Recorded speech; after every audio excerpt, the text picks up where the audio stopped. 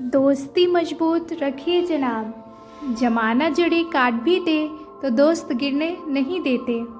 तो इसी थीम पर बेस्ड आज की एक छोटी सी कहानी, घमंडी बाज। तो चलिए शुरू करते हैं आज की कहानी। एक बार की बात है, एक बाज अपनी पत्नी के साथ पहाड़ों की चट्टानों पर रहता था। तभी एक दिन उन्होंने सोचा कि क्यों ना जंगल के बीच ही घोंसले बनाकर रहा जाए। जंगल में रहेंगे तो शिकार के लिए ज़्यादा मेहनत भी नहीं करनी पड़ेगी, क्योंकि जंगल में तो कई छोटे मोटे जानवर शिकार के लिए मिल ही जाएंगे। यह सोचकर बाज के इस जोड़े ने जंगल के एक सबसे ऊंचे पेड़ पर अपना घोंसला तैयार करना शुरू कर दिया। अब मौसम भी बदल चुका था। तभी एक दिन बाज की पत्नी ने घोंसले में अंडे दिए। बाजू का यह जोड़ा बहुत ही खुश था। कुछ ही दिनों में उनके छोटे छोटे चूजे होंगे और वो उनके साथ एक साथ आसमान में उड़ेंगे। अब बाज अपनी पत्नी को अंडों के पास छोड़कर अकेले ही शिकार के लिए निकल जाता था और उसकी पत्नी घोंसलों में रहकर अंडों की देखभाल करती थी। एक दिन जैसे ही वह बाज शिकार के लिए निकला तो उसने अपने घोंसले वाले पेड़ के नीचे ठीक ही एक चूहे को देखा। बाज ने एक ही झटके में उस चूहे को अपने पंजों में दबोच लिया। तभी चूहा अपनी मौत को सामने देखकर घबरा गया और बोला, बाज भाई, आप तो पक्षियों के राजा हैं, मुझ पर दया करो। मेरे जैसे छोटे चूहे को खाकर आपकी भूख शांत नहीं होगी। अगर आप मेरी जान बख्श दो तो मैं आपको एक ऐसी बात बता सकता हूँ जो आपके और आपके परिवार के बहुत काम आएगी। बाज चूहे की ये बात सुनकर रुक गया और बोला कि ठीक है, बताओ तुम क्या कहना चाहते हो। तब चूहे ने बोलना शुरू किया, बाज भाई, मैं जानता हूँ कि आप इस पेड़ के ऊपर घोंसला बनाकर अपने परिवार के साथ बहुत खुशी से रहते हो और मैं भी इस पेड़ के नीचे बिल बनाकर रहता हूँ। तो बात यह है कि एक पेड़ की जड़ें बिल्कुल खोखली हो चुकी हैं और इन जड़ों की पकड़ ज़मीन पर बहुत कमज़ोर हो गई है, इसलिए यह पेड़ किसी भी समय गिर सकता है।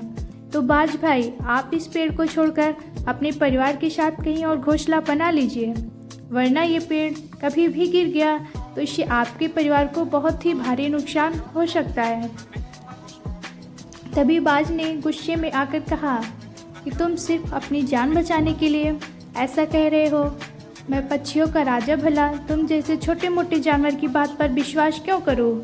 मैं इतना ताकतवर हूं कि अगर मेरे परिवार पर कोई मुसीबत आ भी जाए तो मैं अकेला ही उसे संभाल लूँगा। लेकिन हाँ, तुम्हारी एक बात सही है कि तुम जैसे छोटे जानवर को खाकर मेरा जरा भी पेट नहीं भरेगा, इसलिए मैं तुम्हें छोड़ रहा हूँ। चूहा जानता था कि ये पेड़ कभी भी गिर सकता है, इसलिए वह ये चाहता था कि बाज अपना घोंसला छोड़ दे, लेकिन बाज अपने घमंड के कारण चूहे की बात को अनसुनी कर देता है। लेकिन चूहे का मन ये सोचकर बहुत खुश था कि बाज ने उसे जिंदा छोड़ दिया था और उसे एक नई जिंदगी दी है। यह बाज का उस पर एक एहसान था। तभी अगले दिन जैसे ही बाज शिकार करने के लिए घोंसले से निकल पड़ा, वैसे ही पीछे से एक बड़ा नेवला पेड़ पर चढ़ गया और वह नेवला बाज के घोंसलों तक पहुंच गया और अपने दांतों से बाज की पत्नी को डराने लगा। शायद उसकी इच्छा बाज के अंडों को खाने की थी। बाज की पत्नी ने भी वापस उस नेवले पर हमला किया, मगर बाज की पत्नी नेवले की इस हरकत से बहुत घबरा गई। तो जैसे ही बाज वापस अपने घोंसले पर आया, तब उसकी पत्नी ने उसे सारी बात बताई और कहा, मुझे डर है कि वह नेवला फिर से हमारे अंडों पर हमला करेगा, इसलिए हमें जल्दी ही यह पेड़ छोड़ देना चाहिए, क्योंकि मैं अपने बच्चों से बहुत प्यार करती हूँ। तभी बाज को भी लगा कि उसके अंडों को नेवला धोखे से खा सकता है, इसलिए वह तुरंत बाज और उसकी पत्नी मिलकर दोनों ने ही उस पेड़ से कुछ ही दूर अपना घोंसला बनाना शुरू कर दिया। और जैसे ही उन्होंने घोंसला बना लिया, वैसे ही अपने अंडों को पंजे में दबाकर वह दूसरे घोंसले में ले गए। अब बाज और उसकी पत्नी दूसरे घोंसले में आराम से रहने लगे। अभी उन्हें दूसरे घोंसले में पहुँचे हुए एक ही दिन निकला था कि शाम के समय तेज हवा चलने लगी। तभी उन्होंने देखा जिस पेड़ पर वह पहले रहते थे वह हवा की मार को नहीं झेल पाया और धड़ाम से ज़मीन पर बड़ी ही तेज़ी से गिर गया। वो पेड़ अपनी जड़ों के साथ ही पूरी तरह उखड़ चुका था। तभी बाज को अचानक ही उस चूहे की कही बात याद आई कि चूहे ने कहा था कि वह पेड़ जड़ों से बहुत कमज़ोर है और वह कभी भी गिर सकता है। लेकिन अब तो वो बाज अपना घोंसला बदल चुका था, इसलिए बाज और उसका पूरा परिवार सुरक्षित था। तभी अगले दिन सुबह वह चूहा बाज के नए घोंसले के नीचे आया। उसने बाज को आवाज़ लगाई और कहा, क्यों बाज भाई, तुम्हारा पूरा परिवार अब सुरक्षित है ना? शर्मिंदगी महसूस कर रहा था कि उसने चूहे की बात नहीं मानी और अब उस बाज का घमंड भी चूर चूर हो चुका। तभी उसने चूहे को धन्यवाद कहा।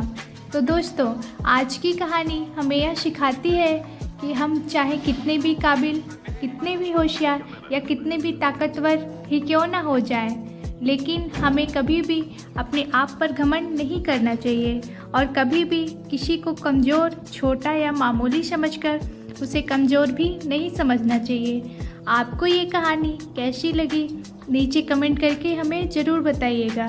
अगर आपको ये कहानी पसंद आई हो तो अपने दोस्तों के साथ ज़रूर शेयर करें और ऐसी ही प्यारी कहानी सुनने के लिए हमारे चैनल से जुड़े रहें।